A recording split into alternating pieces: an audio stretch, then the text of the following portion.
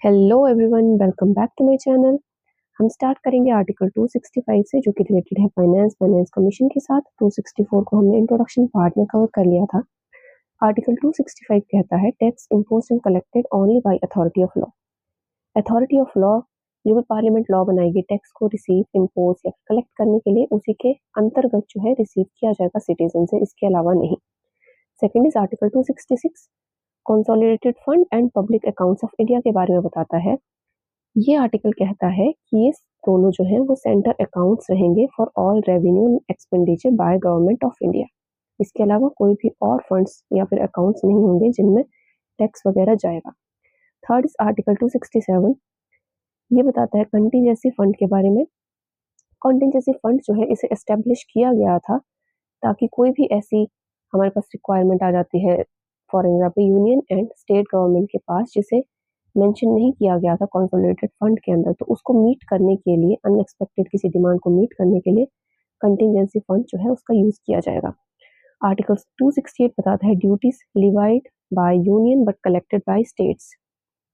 इसका मतलब ये है कि कुछ सर्टेन स्टैम्प ड्यूटीज या फिर एक्साइज ऑन मेडिसिनल या फिर टॉयलेट प्रिपरेशन जो है, इन्हें लिवाइड यानी कि अप्लाई करवाया जाएगा by union, central government, but हर एक स्टेट जो है इन्हें रिसीव करेगी अपने पर्टिकुलर स्टेट से और कलेक्टिवली इसे सबमिट कराएगी यूनियन यानी कि सेंट्रल गवर्नमेंट के पास। Next is article 269। ये बताता है taxes levied by union but collected by states. ऊपर ड्यूटीज था, राइट, एक्साइज ड्यूटीज वगैरह। अब टैक्सेस जो है इन्हें भी अप्लाई करवाएगी यूनियन ही, बट हर एक स्टेट जो है इन्हें एक्सक्लूसिवली कलेक्ट करेगी अपने अपने स्टेट के लोगों से, राइट। नेक्स्ट इज अब 269 जो आर्टिकल मैंने आपको बताया, इसका एक बहुत इंपॉर्टेंट पॉइंट है, मैंने नीचे लिखा है। इसके अंदर आता है inter state sale purchase of goods. एक स्टेट से दूसरे स्टेट में कोई भी गुड्स है उनका सेल या परचेज हो रहा है, उसके ऊपर टैक्सेस जो लगेंगे उन्हें स्टेट्स कलेक्ट करेंगे, बट उन्हें फाइनली जो है सबमिट कराया जाएगा यूनियन के पास, और यूनियन ही लॉ बनाएगी उन्हें सबमिट या फिर लिवाइड करने के। इसमें एक्सेप्शन है एग्रीकल्चर। एग्रीकल्चर के ऊपर किसी भी तरीके का टैक्स नहीं लगेगा। आर्टिकल 270 बताता है taxes levied and distributed between state and union के बारे में। इसमें आते हैं जीएसटी एंड इनकम टैक्स, जो भी रिसीव किए जाएंगे नागरिकों से, उन्हें यूनियन जो है, मतलब कि जब रिसीव करेंगे तो स्टेट और यूनियन के बीच में इक्वली जो है डिस्ट्रीब्यूट होंगे, ताकि वो अपनी फंक्शनैलिटी अच्छे से कर सके स्टेट और यूनियन लेवल के ऊपर। Article 271 is next. ये बताता है parliament to impose surcharges on certain taxes and duties. अब हमने नॉर्मल से टैक्स एंड ड्यूटीज तो पढ़ ली, बट जो आपके इनकम टैक्स वगैरह हैं उनके ऊपर आपको पता होगा कि टैक्स स्लैब्स हैं। जैसे जैसे आपकी इनकम बढ़ती जाएगी आपका टैक्स स्लैब जो है वो इंक्रीज होता रहेगा, टैक्स आपको ज़्यादा देना पड़ेगा। तो जो सर चार्ज है, मतलब लगाए गए टैक्स स्लैब्स के ऊपर, उनके ऊपर पार्लियामेंट जो है वो लॉज बनाएगी। मतलब पार्लियामेंट लॉज बना सकती है सर चार्जेस के ऊपर। For an example 10% surcharge on income tax for income between 50 lakh to 1 CR, 1 crore. इसके ऊपर 10% इनकम टैक्स जो है उसे सरचार्ज मतलब प्लस कर दिया जाएगा। अगर पहले 10% लग रहा था तो 10% और इंक्रीज किया जा सकता है पार्लियामेंट के द्वारा। दूसरा इसी की तरह है 10% surcharge on luxury car to fund union project. और ये सब किया जाता है जो यूनियन है, सेंट्रल गवर्नमेंट है, उनके कोई भी प्रोजेक्ट्स चल रहे हैं इंडिया के अंदर, उनको फंड करने के लिए। आर्टिकल 272 को ओमिट कर दिया गया था, इसे हम नहीं स्टडी करेंगे। Article 273 is next. ये बताता है grant in aid from union to certain states. बहुत इंपॉर्टेंट है ये ग्रांट इन एड का पॉइंट। असम, बिहार, उड़ीसा, वेस्ट बंगाल ऐसे स्टेट्स हैं जो जूट और जूट के प्रोडक्ट्स का एक्सपोर्ट करते हैं, राइट। तो जूट और जूट के प्रोडक्ट्स जो है इनके ऊपर कोई भी एक्साइज ड्यूटी या फिर टैक्स नहीं लगेगा जब इन्हें एक्सपोर्ट किया जाएगा फ्रॉम दीज 4 स्टेट्स। ये लॉ बनाया गया था जिसके अंतर्गत इन स्टेट्स को रिलीव किया जाता है फ्रॉम पेइंग एनी टैक्स।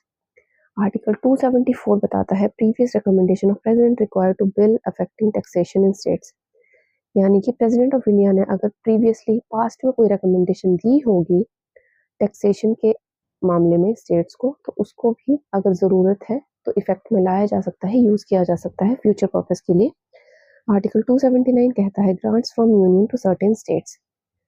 कुछ एक स्टेट्स हैं जिनमें शेड्यूल्ड एरिया है या फिर शेड्यूल्ड ट्राइब्स जो हैं उनकी मात्रा ज़्यादा है अगर, तो वहाँ पे रोड कंस्ट्रक्शन, स्कूल्स की डेवलपमेंट, एजुकेशनल डेवलपमेंट को प्रमोट करने के लिए ग्रांट्स जो है यूनियन के द्वारा दिए जाएंगे उन स्टेट्स को। Next is article 276। ये बताता है taxes on professions, trade, calling and employment.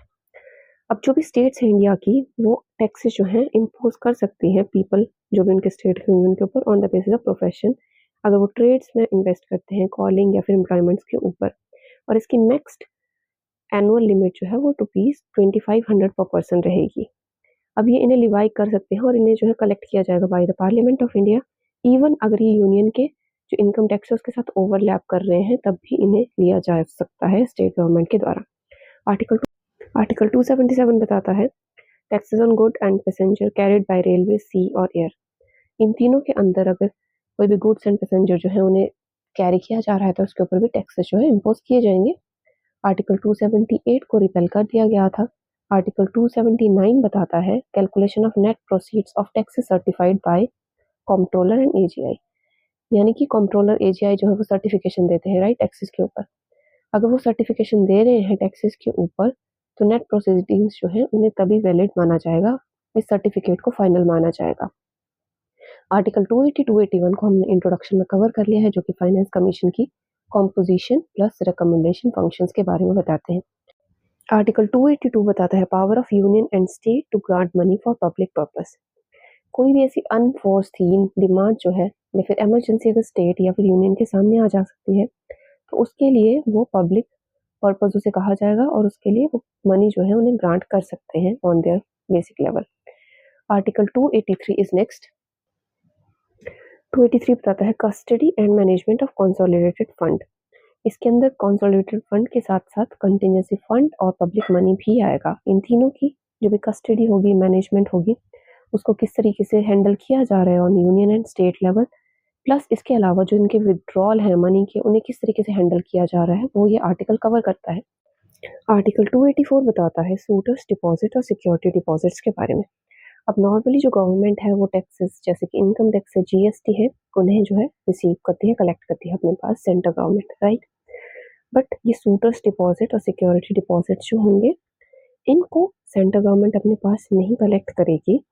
इनको डिपॉजिट किया जाता है इन पब्लिक अकाउंट। यानी कि कोई भी ऐसे डिपॉजिट्स जिन्हें कंसोलिडेटेड फंड, कंटिजेंसी फंड के अंदर कलेक्ट नहीं किया जाएगा, उन्हें डिपॉजिट किया जाएगा अंडर पब्लिक अकाउंट, क्योंकि ये जो है गवर्नमेंट के दायरे में नहीं आता। सूटर्स डिपॉजिट के अंदर आते हैं कोई भी बेल मनी है, डिपॉजिट है हाई कोर्ट सुप्रीम कोर्ट में कोई केस चल रहा है उसका डिपॉजिट। सिक्योरिटी डिपॉजिट में आते हैं कॉन्ट्रैक्टर्स वगैरह, अगर उन्होंने कोई मनी जो है उसे सबमिट कराया है। इसके अलावा और भी बहुत सारे एग्जाम्पल्स हैं, तो ये सब जाएंगे पब्लिक अकाउंट के अंदर। Last is article 285। ये बताता है exemption of property of union from state taxation. यानी कि यूनियन की कोई भी प्रॉपर्टी है वो स्टेट टैक्सेशन, स्टेट जो टैक्सेस लिवाई करती है उनसे जो है एग्जेम्प्टेड रहेगी। स्टेट जो है यूनियन की प्रॉपर्टी के ऊपर टैक्स नहीं लगा सकती। So these are the articles for the day और टॉपिक्स फॉर द डे। अगर आपको समझ आए हैं तो चैनल को ज़रूर से सब्सक्राइब करें और उसे भी सब्सक्राइब करें, वीडियो को लाइक करें, कमेंट करें इसके ऊपर। नेक्स्ट आर्टिकल्स को कवर करूंगी मैं नेक्स्ट वीडियो में। ये वीडियो ऑलरेडी बहुत लंबी हो चुकी है। Thank you for watching. जय हिंद, बाय।